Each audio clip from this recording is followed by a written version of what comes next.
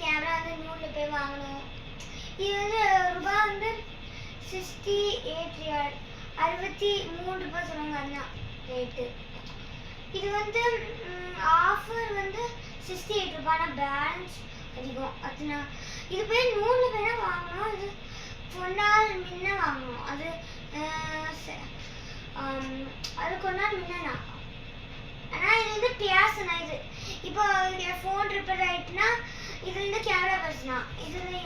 இதில் ஃபோன் கூட கனெக்ட் பண்ணி இதில் சாப்பிடுமா இல்லைன்னா பார்க்கணும். இல்லை இந்த கேமரா வந்து கனெக்ட் பண்ணால் எங்கள் அப்பா இதில் பார்ப்பாங்க சாப்பிடுமா இல்லையான்ட்டு.